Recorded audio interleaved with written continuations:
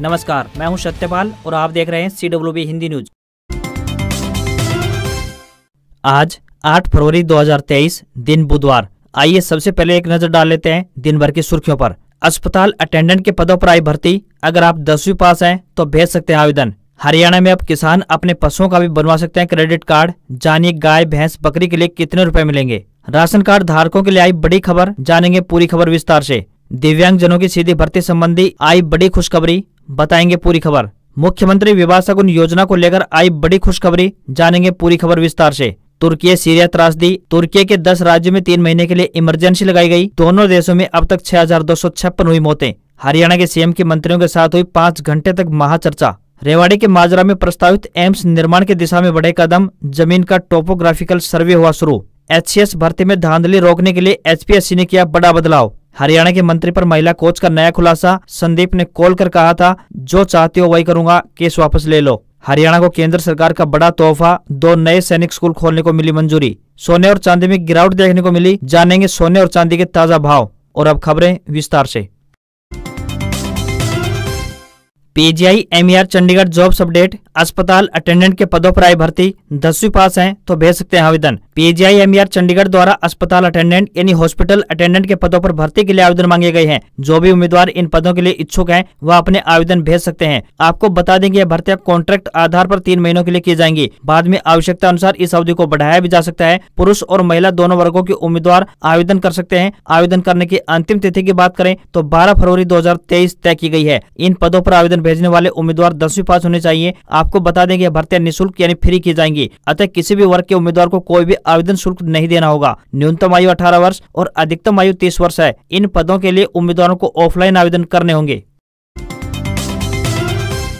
हरियाणा के सीएम के मंत्रियों के साथ 5 घंटे तक महाचर्चा। बजट में इन बातों पर रहेगा फोकस। हरियाणा के बजट को लेकर मुख्यमंत्री मनोहर लाल खट्टर ने अपने मंत्रियों के साथ 5 घंटे से अधिक समय तक मंथन किया। सीएम ने अपने सहयोगी मंत्रियों के साथ बजट पूर्व चर्चा की। अंत्योदय की भावनाओं को ध्यान में रखकर बजट बनेगा। इस दौरान मंत्रियों ने 2022 में बजट को लेकर की गई घोषणाओं पर भी मंथन किया। बजट को लेकर मुख्यमंत्री ने कहा कि हरियाणा सरकार आर्थिक सीमाओं को ध्यान में रखकर बजट ला रही है। बैठक के बाद मुख्यमंत्री मनोहर लाल खट्टर ने संवाददाताओं से कहा कि इस बजट में अब की बार 6 मेडिकल कॉलेज के साथ नर्सिंग कॉलेज की स्थापना का प्रस्ताव भी रखा जाएगा। इसके अलावा और भी कई नई योजनाओं को शामिल किया गया है। सरकार के तमाम मंत्रियों ने भी अपनी राय रखी है जिसे बजट में शामिल किया जाएगा। सरकार गरीबों और वंचितों के लिए बजट पर काम कर रही है। अंत्योदय की भावना से कतार में खड़े अंतिम व्यक्ति तक योजना का लाभ पहुंचे, इसी को ध्यान में रखते हुए बजट बनाया जाएगा। दिव्यांग जनों की सीधी भर्ती संबंधी निर्देशों का सख्ती से अनुपालन करने के आए निर्देश। हरियाणा के मुख्य सचिव संजीव कौशल ने सभी प्रशासनिक सचिवों को दिव्यांग जनों यानी PWD की सीधी भर्ती से संबंध में जारी निर्देशों को सख्ती से अनुपालना करने के निर्देश जारी किए हैं। मुख्य सचिव ने बताया कि विभागों को ग्रुप A, B, C और D में PWD व्यक्तियों के लिए आरक्षित सीधी भर्ती के सभी पदों के बैकलॉग पर काम करना चाहिए और PWD व्यक्तियों के लिए रिक्तियों की मांग को हरियाणा लोक सेवा आयोग यानी HPSC या हरियाणा कर्मचारी चयन आयोग यानी HSSC या फिर अन्य भर्ती एजेंसियों को भेजें। ये भर्ती एजेंसियां विशेष भर्ती अभियान के तहत इन रिक्तियों को तुरंत विज्ञापित करेंगे। दिव्यांग जनों को सीधी भर्ती एवं पदोन्नति में आरक्षण का लाभ प्रदान करने हेतु पदों की पहचान के उद्देश्य से हरियाणा सरकार द्वारा अपनाए गए चिन्हित पदों की सूची का अनुपालन किया जाएगा। मुख्य सचिव संजीव कौशल ने सभी प्रशासनिक सचिवों को निर्देशों को अक्षरशः पालना करने के निर्देश जारी कर दिए हैं। मुख्यमंत्री विवाह शगुन योजना अपडेट। मई व जून 2022 में विवाह करने वाले लाभार्थियों को आवेदन के लिए मिली 2 महीने की छूट। हरियाणा सरकार ने मुख्यमंत्री विवाह शगुन योजना के उन लाभार्थियों को आवेदन करने के लिए 2 महीने की छूट दी है जिनका मई व जून 2022 में विवाह हुआ था। ऐसे आवेदक अब फरवरी व मार्च 2023 में ऑनलाइन आवेदन कर योजना का लाभ ले सकते हैं। फतेहाबाद के उपायुक्त जगदीश शर्मा ने बताया कि मुख्यमंत्री विवाह शगुन योजना में जिन प्रार्थियों के द्वारा जुलाई व अगस्त 2022 महीने में आवेदन करना था और किसी कारणवश वे अपना आवेदन नहीं कर पाए थे, ऐसे आवेदकों को 2 महीने की छूट दी गई है। उन्होंने मई व जून 2022 में विवाह करने वाली योजना के लाभार्थियों से कहा है कि वे योजना के लाभ उठाने के लिए फरवरी व मार्च महीने में अपने आवेदन कर लें। इस अवधि के उपरांत आवेदकों को कोई अतिरिक्त समय सीमा नहीं दी जाएगी। उपायुक्त ने बताया कि मुख्यमंत्री विवाह शगुन योजना के तहत पात्र दंपति को 71,000 रूपए तक वित्तीय सहायता दी जाती है। प्रदेश सरकार द्वारा गरीबी रेखा से नीचे जीवन यापन करने वाले परिवारों की बेटियों के विवाह के लिए सहायता राशि प्रदान की जाती है। उन्होंने बताया कि इस योजना के तहत विवाह करने के लिए पात्र परिवार एवं बेटियों की मदद की जाती है। उन्होंने यह भी बताया कि मुख्यमंत्री विवाह शगुन योजना का लाभ सभी वर्गों के नागरिक ले सकते हैं। विवाह के बाद सभी लोगों को रजिस्ट्रेशन अवश्य करवाना चाहिए। पात्र दंपति पोर्टल के माध्यम से अपना आवेदन कर सकते हैं। हरियाणा को केंद्र सरकार का तोहफा, 2 नए सैनिक स्कूल खोलने को मिली मंजूरी। करनाल और रेवाड़ी में पहले से ही चल रहे हैं 2 स्कूल। हरियाणा को केंद्र ने बड़ा तोहफा दिया है। सरकार यहां 2 नए सैनिक स्कूल खोलने जा रही है। पंजाब और हिमाचल प्रदेश में भी एक सैनिक स्कूल खुलेगा। तीनों राज्यों में अब सैनिक स्कूलों की संख्या 8 हो जाएगी। ये उन 18 नए स्कूलों में शामिल हैं जिन्हें अब तक देश के विभिन्न हिस्सों में स्थापित करने की मंजूरी दी गई है। वर्तमान की बात करें तो 2 सैनिक स्कूल करनाल के पास कुंजपुरा और हरियाणा के रेवाड़ी जिले में स्थित हैं। पंजाब के कपूरथला में 1 और हिमाचल प्रदेश के सुजानपुर टिहरा में 1 सैनिक स्कूल चल रहे हैं। मौजूदा सैनिक स्कूलों को निर्धारित दिशा निर्देशों के अनुसार केंद्र सरकार और राज्य सरकार द्वारा संयुक्त रूप से वित्त पोषित किया जाता है। हरियाणा कांग्रेस संगठन पर दिल्ली में फैसला, समर्थकों को एडजस्ट कराने में जुटे नेता। सोनिया से मिली किरण, उदयभान ने भी डाला डेरा। हरियाणा कांग्रेस संगठन पर दिल्ली में फैसला होगा। पार्टी के नेता संगठन बनने की आहट को लेकर एक्टिव हो गए हैं और अपने समर्थकों को एडजस्ट कराने की जुगत में लग गए हैं। संगठन की घोषणा से पहले ही पार्टी विधायक किरण चौधरी कांग्रेस के पूर्व राष्ट्रीय अध्यक्ष सोनिया गांधी से मुलाकात कर चुके हैं। अब हरियाणा कांग्रेस के प्रदेश अध्यक्ष उदयभान दिल्ली में पार्टी के केंद्रीय नेतृत्व से मुलाकात करेंगे। हरियाणा कांग्रेस के संगठन का पूरा खाका खींचा जा चुका है। जिला अध्यक्ष और ब्लॉक अध्यक्षों के नामों की सूची पहले से ही हाईकमान के पास है। आदमपुर उपचुनाव से पहले ही पार्टी की ओर से यह सूची आलाकमान को भेजी जा चुकी है, लेकिन गुटबाजी के कारण यह लिस्ट सार्वजनिक नहीं हो पाई है। चूंकि अब चुनाव है, इस कारण से पार्टी अब संगठन पर ज्यादा फोकस कर रही है। हरियाणा कांग्रेस में 8 साल में 3 प्रदेश अध्यक्ष बन चुके हैं। इन 8 सालों में कोई भी प्रदेश अध्यक्ष संगठन को खड़ा नहीं कर पाया है। गुटबाजी को लेकर आलाकमान भी अपनी नजरें गड़ाए हुए है।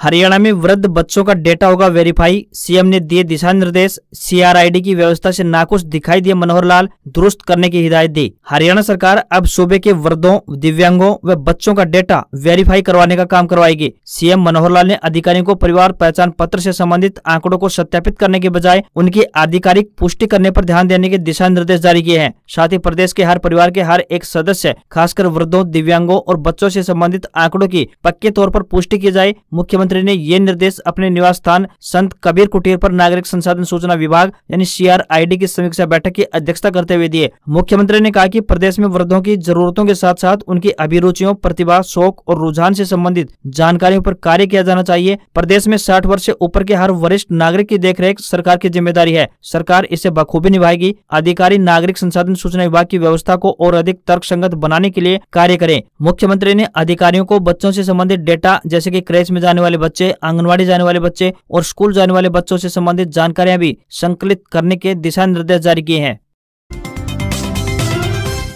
HCS भर्ती में धांधली रोकने के लिए HPSC ने किया बड़ा बदलाव, कोड सिस्टम किया लागू। नौकरियों में धांधली को लेकर चर्चा में रहे हरियाणा लोक सेवा आयोग यानी HPSC ने अपनी साख बचाने के लिए इस बार HCS यानी कार्यकारी शाखा भर्ती प्रक्रिया में एक बड़ा परिवर्तन कर दिया है। पहली बार आयोग ने गोपनीयता को बनाए रखने के लिए रोल नंबर के स्थान पर कोड सिस्टम को अपनाया है। इसके जरिए न तो अभ्यर्थियों को इंटरव्यू कमेटी के बारे में कोई जानकारी मिल सकी और न ही कमेटी को अभ्यर्थियों के बारे में उनका रोल नंबर और नाम का पता लग पाया। साक्षात्कार कमेटी ने इसी कोड नंबर के आधार पर ही नंबर दिए हैं। HCS की मेन परीक्षा करने वाले 425 अभ्यर्थियों का इंटरव्यू 30 जनवरी से लेकर 6 फरवरी तक हुआ। विशेष बात ये भी रही कि पहले से ही दिशा निर्देश जारी कर दिए थे कि ना ही कोई अभ्यर्थी अपना नाम और रोल नंबर बताएगा और ना ही इस बारे में कोई अधिकारी उनसे कोई प्रश्न पूछेगा। साक्षात्कार कमेटी में HPSC का एक सदस्य और 5 अन्य विशेषज्ञ शामिल होते हैं। इससे पहले HPSC की तरफ से जब अभ्यर्थियों को इंटरव्यू के लिए बुलाया जाता था तो कमेटी को पता होता था कि उसके पास कौन कौन से रोल नंबर वाले अभ्यर्थी इंटरव्यू के लिए आएंगे। इसमें पहले से ही सिफारिश की आशंका बनी रहती थी और कई बार ऐसे मामले देखने को भी मिले हैं।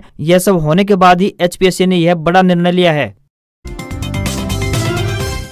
हरियाणा में आयुष पॉलिसी लागू, MBBS के साथ 1 साल की आयुष चिकित्सा की पढ़ाई जरूरी। अनिल विज बोले बीमारी पर कम होगा जेब खर्च। हरियाणा में 5 साल के MBBS कोर्स के साथ 1 साल आयुष चिकित्सा की पढ़ाई भी करनी होगी। हरियाणा सरकार ने आयुष पॉलिसी को लागू कर दिया है। सरकार ने आयुष प्रणाली व सुविधाओं को बढ़ावा देने के लिए 31 अक्टूबर 2027 तक यह नीति लागू की है। इस नीति की एक अधिसूचना जारी कर दी गई है। अनिल विज ने कहा कि आयुष चिकित्सा को बढ़ावा देने से बीमारी के बोझ को कम करने और जेब खर्च को कम करने के लिए जनता को स्वयं की देखभाल के लिए सशक्त बनाया जा सकेगा। हरियाणा के गृह स्वास्थ्य मंत्री अनिल विज ने बताया कि इस नीति का उद्देश्य समग्र कल्याण मॉडल के आधार पर सेवाएं प्रदान करना है।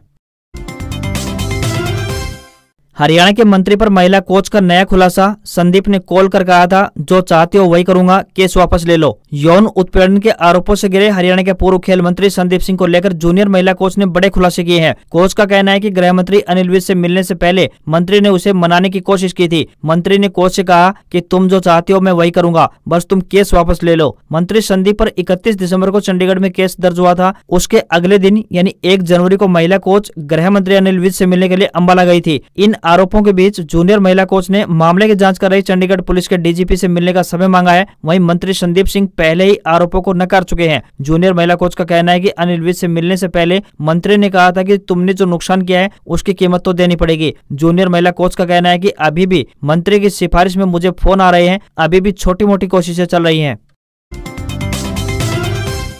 पूर्व सीएम भूपेंद्र सिंह हुड्डा बोले, बढ़ते अपराध के चलते प्रदेश को नहीं मिल पा रहा निवेश, इसलिए बढ़ती जा रही है बेरोजगारी। नागरिकों के जानमाल की सुरक्षा करना प्रत्येक सरकार की पहली जिम्मेदारी होती है, लेकिन हरियाणा की बीजेपी जेजेपी सरकार अपनी इस जिम्मेदारी को निभाने में पूरी तरह से नाकाम साबित हुई है। यह कहना है पूर्व मुख्यमंत्री और नेता प्रतिपक्ष भूपेंद्र सिंह हुड्डा का। पूर्व मुख्यमंत्री भूपेंद्र सिंह हुड्डा ने बताया कि केंद्र सरकार द्वारा जारी सूचकांक में नागरिक सुरक्षा के मामले में हरियाणा महज 33 अंकों के साथ सबसे निचले पायदान पर रहा है। हत्या, अन्य जघन्य अपराधों, महिलाओं व बच्चों के खिलाफ होने वाले अपराधों और साइबर क्राइम जैसे पैमानों पर बनाई गई यह रिपोर्ट बताती है हरियाणा की जनता खुद को कितना सुरक्षित महसूस करती है। केंद्र सरकार की रिपोर्ट ने इस बात पर मोहर लगा दी है कि कानून व्यवस्था को संभालने में गठबंधन सरकार पूरी तरह से फिसली साबित हुई है। नेता प्रतिपक्ष ने कहा कि मौजूदा सरकार के दौरान प्रदेश में अपराध, अपराधी, नशा, बेरोजगारी और भ्रष्टाचार पूरी तरह से बेकाबू है। जो हरियाणा कांग्रेस कार्यकाल के दौरान 2014 से पहले प्रति व्यक्ति आय, प्रति व्यक्ति निवेश, रोजगार सृजन, खुशहाली और विकास के तमाम पैमानों पर अव्वल था, उस हरियाणा को बीजेपी जेजेपी सरकार ने बेरोजगारी, अपराध और नशे में नंबर 1 बना दिया है। उन्होंने कहा कि एसपीआई से पहले सीएमआई ने अपनी रिपोर्ट में बताया था कि हरियाणा बेरोजगारी में टॉप पर है, लेकिन सच्चाई को देखने के बजाय प्रदेश सरकार ने रिपोर्ट को मानने से इनकार कर दिया था। लेकिन क्या प्रदेश सरकार अब केंद्र की रिपोर्ट को भी खारिज कर देगी? पूर्व मुख्यमंत्री ने बताया कि प्रदेश में अपराध का ग्राफ बढ़ने की वजह से उद्योग लगातार पलायन कर रहे हैं। सांसद दीपेंद्र हुड्डा ने राज्यसभा में दिया नोटिस, हरियाणा में ओबीसी क्रीमी लेयर की आय सीमा 8 लाख करने की रखी मांग। सांसद दीपेंद्र हुड्डा ने राज्यसभा में हरियाणा में ओबीसी क्रीमी लेयर की आय सीमा केंद्र द्वारा निर्धारित आय सीमा के बराबर कम से कम 8 लाख रुपए करने की मांग का नोटिस दिया है। नोटिस में उन्होंने कहा है कि हरियाणा में मौजूदा सरकार ने नॉन क्रीमी लेयर की वार्षिक आय सीमा केंद्र द्वारा निर्धारित 8 लाख की बजाय 6 लाख रुपए कर रखी है, जिसमें वेतन और कृषि आय समेत सभी स्रोतों से प्राप्त आय को सकल वार्षिक आय की गणना में जोड़ा जाता है। यह विसंगति केंद्र द्वारा जारी दिशा निर्देशों का भी खुला उल्लंघन है। दीपेंद्र हुड्डा ने सवाल किया है कि अपनी पार्टी की केंद्र सरकार की बात भी न मानकर पिछड़ा वर्ग से कौन सी दुश्मनी निकाल रही है हरियाणा सरकार। उन्होंने केंद्र सरकार से मांग करी है कि केंद्र द्वारा क्रीमी लेयर की मौजूदा परिभाषा एवं आय सीमा को हरियाणा में भी लागू किया जाए, ताकि एक रूपता बनी रहे और पिछड़ा वर्ग को उनका अधिकार मिल सके। उन्होंने यह भी कहा है कि हरियाणा में कांग्रेस सरकार आने पर ओबीसी क्रीमी लेयर की आय सीमा को बढ़ाकर 10 लाख करेंगे। राशन कार्ड धारकों के लिए बड़ी खबर, हरियाणा में इन 5 जिलों में गेहूं की बजाय मिलेगा आटा। अगर आपके पास भी राशन कार्ड है और आप सरकार द्वारा चलाई जा रही मुफ्त यानी फ्री राशन योजना का लाभ उठा रहे हैं तो इससे जुड़े अपडेट्स जरूर जान लें। राष्ट्रीय खाद्य सुरक्षा अधिनियम के तहत सरकार द्वारा मुफ्त गेहूं और चावल प्रदान किया जाता है। इसी के तहत हरियाणा सरकार ने बड़ा बदलाव किया है। सरकार द्वारा किए गए बदलाव के बाद कुछ जिलों में गरीबों को गेहूं की जगह आटा दिया जाएगा। हालांकि इसके लिए उन्हें कुछ रुपए प्रति किलो के हिसाब से चुकाने पड़ते हैं। ऐसे में फिर से उम्मीद जग चुकी है, जिससे गरीबों को राहत प्रदान हुई है। राष्ट्रीय खाद्य सुरक्षा अधिनियम के तहत हरियाणा के सभी जिलों में गेहूं मुफ्त दिया जाता है, लेकिन सरकार ने गेहूं की जगह आटा देने के लिए करनाल, अंबाला, यमुनानगर, रोहतक और हिसार जिले को चुना है। इन 5 जिलों में राशन कार्ड धारकों को गेहूं की जगह आटा दिया जाएगा। जनवरी में इन 5 जिलों के 3.35 लाख लोगों को आटा नहीं मिल सका। इसके बाद मामला मीडिया में छा गया। हरियाणा सरकार ने गरीबों को 3 रुपए प्रति किलो की दर से आटा बांटने का आदेश दिया है। साथ ही कार्ड धारकों को चीनी और चावल पहले से मिलते रहेंगे। इसके अलावा प्रति राशन कार्ड धारकों को 1 किलो चीनी दी जाती है, जिसकी एवज में 13 रुपए 50 पैसे लिए जाते हैं। हरियाणा में अब किसान अपने पशुओं का भी बनवा सकते हैं क्रेडिट कार्ड। जानिए गाय, भैंस, बकरी के लिए कितने मिलेंगे पैसे। सरकार ने किसानों की आय में वृद्धि करने के लिए पशु क्रेडिट कार्ड योजना शुरू की है, जिसके माध्यम से वह पशु खरीदने के लिए कम ब्याज दर पर पशुपालकों को बिना किसी गारंटी के 1,60,000 रुपए से लेकर 3 लाख रुपए तक का लोन प्राप्त कर सकता है। लेकिन इस योजना के तहत किसानों को पशु किसान क्रेडिट कार्ड बनवाना पड़ता है। सरकार किसानों को पशुपालन से जुड़े व्यवसाय को अपनाने के लिए लगातार प्रोत्साहित कर रही है। इसी कड़ी में सरकार ने पशु क्रेडिट कार्ड योजना शुरुआत कर रखी है। इसी योजना के तहत पशुपालकों को बिना किसी गारंटी के 1,60,000 रूपए से लेकर 3 लाख रूपए तक का लोन मिलता है। पशु क्रेडिट कार्ड पर मिले लोन पर किसानों को 7% ब्याज दर पर भुगतान करना होता है। सही समय पर लोन चुकाने पर सरकार ब्याज दर पर 3% की छूट देती है। इस हिसाब से देखा जाए तो किसान को इस लोन का वापस भुगतान करने पर सिर्फ 4% के दर से ब्याज चुकाना पड़ता है। किसानों को यह लोन 5 साल के अंदर लौटाना पड़ता है। किसानों को पशु किसान क्रेडिट कार्ड के जरिए गाय खरीदने पर 40,783 रूपए, भैंस खरीदने पर 60,249 रूपए, सूअर खरीदने पर 16,237 रूपए, भेड़ या बकरी खरीदने पर 4,063 रूपए और मुर्गी खरीदने पर 720 रूपए प्रति यूनिट का लोन मिलेगा। अगर कोई किसान पशु क्रेडिट कार्ड बनवाना चाहते हैं तो वे अपने नजदीकी बैंक में जाकर इसके लिए आवेदन कर सकते हैं। आवेदन के लिए आवेदक के पास Aadhaar card, PAN card, voter card, mobile number, नवीनतम पासपोर्ट साइज फोटो होनी चाहिए। आवेदन फार्म का सत्यापन करने के बाद 1 महीने के अंदर अंदर आपको बैंक पशु क्रेडिट कार्ड मुहैया करवा देगा।